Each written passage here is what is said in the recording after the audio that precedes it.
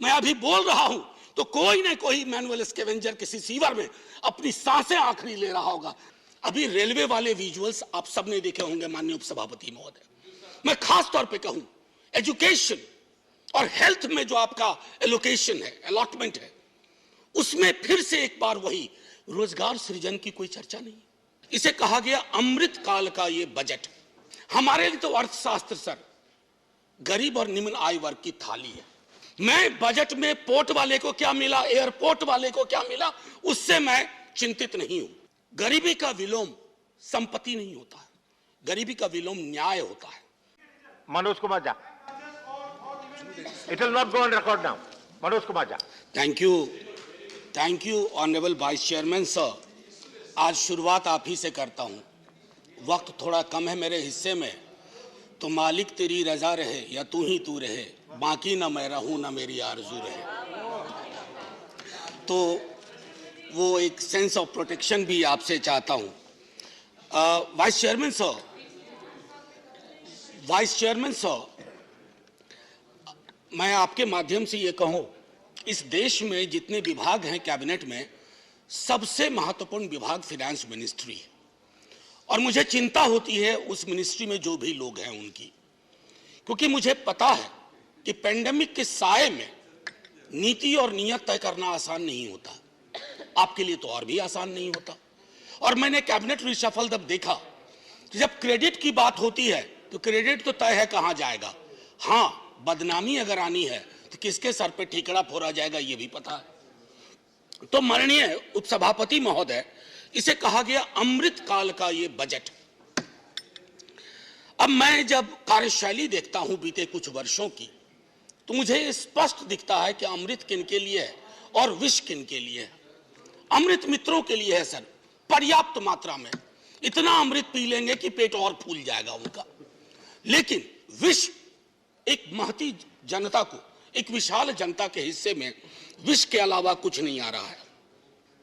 माननीय सभापति महोदय, मैं शुरू करूंगा डिफेंस को लेकर के एलोकेशन पर। मेरे दोस्त सुजीत ने अभी बात की। मैं सिर्फ इतना कहूंगा, कहीं एलोकेशन में रिक्रूटमेंट का हिस्सा क्या होता है, क्या वो आपके जहन में है भी या नहीं, या आपने तय कर लिया है कि रोजगार विहीन ही सब कुछ होगा। 70 वर्षों से एक डिमांड चल रही है, अभी भी गुरुग्राम में लोग बैठे हुए हैं, अहीर रेजिमेंट की डिमांड की।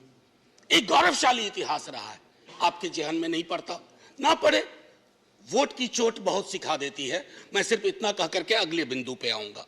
Sir, I am deliberately avoiding macro issues, I could have dealt with that.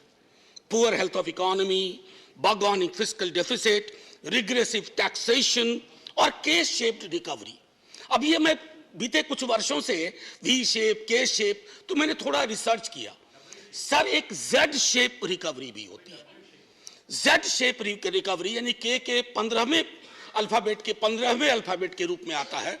जिस जेड शेप रिकवरी में खतरा होता है कि आप पुनः रिसेशन में जा सकते हैं। आप ज्यादा अर्थशास्त्र समझते हैं, यहां से चिदम्बरम साहब और कपिल सिब्बल जी बोले, फाइनेंस मिनिस्टर साहब हैं, आप लोग ज्यादा समझते हैं। हमारे लिए तो अर्थशास्त्र सर गरीब और निम्न आय वर्ग की थाली है। मैं तो उसकी साइज देखता हूं सर।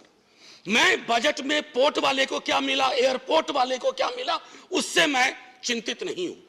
दे दीजिए ना सब कुछ, लेकिन गरीब की थाली महफूज रखिए। गरीब की थाली छोटी होती जा रही है, नौकरियां नहीं मिल रही हैं। अभी रेलवे वाले विजुअल्स आप सबने देखे होंगे माननीय उपसभापति महोदय। मैं खास तौर पे कहूं एजुकेशन और हेल्थ में जो आपका एलोकेशन है, अलॉटमेंट है, उसमें फिर से एक बार वही रोजगार सृजन की कोई चर्चा नहीं। There is no vision at all. आपने एक आंकड़ा दिया 60 लाख 5 वर्षों में। अरे लेबर फोर्स में एंट्री के लिए तैयार लोगों की आपको फेहरिस्त की जानकारी है? करोड़ों करोड़ दस्तक दे रहे हैं, आपने दरवाजे बंद करके रख दिए। और चूंकि आपने दरवाजे बंद करके रख दिए तो आपको वो विजुअल्स देखने पड़ रहे हैं। माननीय मंत्री महोदय हैं, आपके माध्यम से कहूं सर, फौरी तौर पर एक रोजगार कैलेंडर पर काम करिए। सालाना हर विभाग, हर क्षेत्र, हर निकाय, वहां से निकाल के रखिए कितनी वैकेंसी है और कब भरेंगे, क्योंकि जब आप उन वैकेंसीज को नहीं भरेंगे, सब्र का प्याला बढ़ता जा रहा है। माननीय उपसभापति महोदय, एक माननीय सभापति महोदय, सदन में पहले भी मैंने कहा, हमारे प्रधानमंत्री, कई राज्यों के मुख्यमंत्री, वित्त मंत्री बार बार इस्तेमाल करते हैं मुफ्त राशन, मुफ्त वैक्सीन। हाथ जोड़ के विनती करता हूं, हम वेलफेयर स्टेट हैं, मुफ्त कह करके गरीब की गरिमा पर चोट मत करिए। हर नागरिक का स्टेक है, अधिकार है, और उस अधिकार को आप जब कहते हैं मुफ्त में दिया, मुफ्त में दिया, अरे आप अपनी तस्वीर लगा लीजिए बोर्डी पे, आप तस्वीर लगा लीजिए बोर्डी पे, सोच ईमानदार, काम दमदार वगैरह वगैरह लिख दीजिए, लेकिन मुफ्त कह करके गरीब का अपमान मत करिए, क्योंकि गरीब की लानत अगर पड़ेगी तो बहुत मुश्किल होगी। माननीय उपसभापति महोदय, गरीबी का विलोम ब्रायन स्टीवेंसन कह गया, गरीबी का विलोम संपत्ति नहीं होता है, गरीबी का विलोम न्याय होता है। आपको अपने बजट के नजरिए में देखना होगा। मैं तीसरी बार बजट पे बोल रहा हूं सर, तीसरी बार इस सदन में, आर्टिकल 39 क्लॉज सी एक बार पढ़िए और मूल्यांकन करिए that the operation of the economic system does not result in the concentration of wealth and means of production to the common detriment.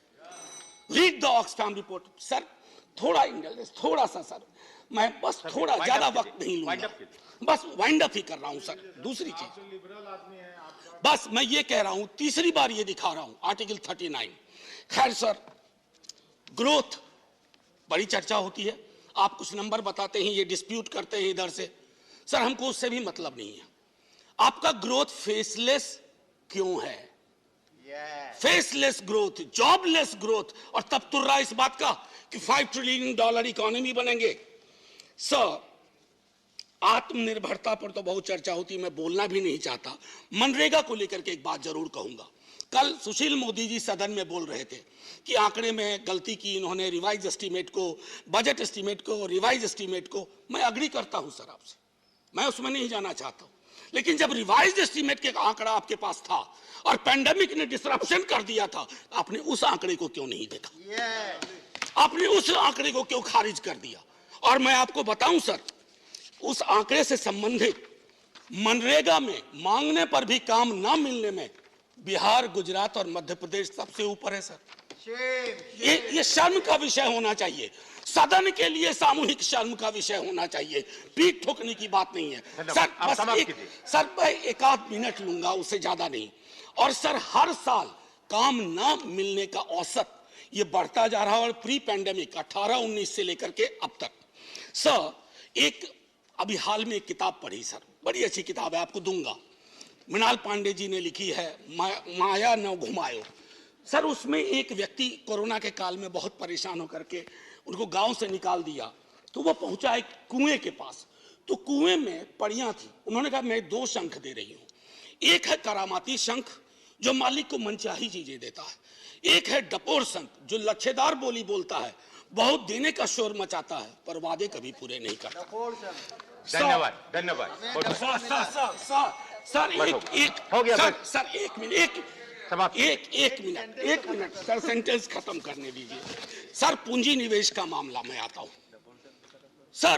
पूंजी निवेश, मेरे मित्र पूंजीपति कोई नहीं है, पूंजी से बहुत ताल्लुक नहीं है, लेकिन मैं जानता हूं कि निवेश के लिए माहौल क्या होना चाहिए सर। जहां फातिहा के लिए उठे हाथ पर कंट्रोवर्सी हो जाए, जहां वस्त्र, कपड़े पे, रहन सहन, खान पान पे, आप उस देश में सर कोई निवेश करने से पहले हिचकेगा सर। 30 सेकंड सर, आप तो जय हिंद बोलने का, आप शुरू में ही एक शेर आपके लिए सुनाया था, एक और सुनाऊंगा आपको। बस सर, रिहैबिलिटेशन अब नहीं है, बस आखिरी सर, टाइप नहीं है, सैनिटेशन वर्कर्स, इसको खत्म करना है। 30 आज debate has to be completed today sir. 30 second sir. Sanitation workers मुझे माफ नहीं करेंगे, उन्होंने मुझे कहा था कि उनके बजटरी एलोकेशन में, एम्प्लॉयमेंट में जो मैनुअल स्कैवेंजर्स का रिहैबिलिटेशन के लिए होता है, सेल्फ एम्प्लॉयमेंट के लिए 30% आपने कटौती कर दी।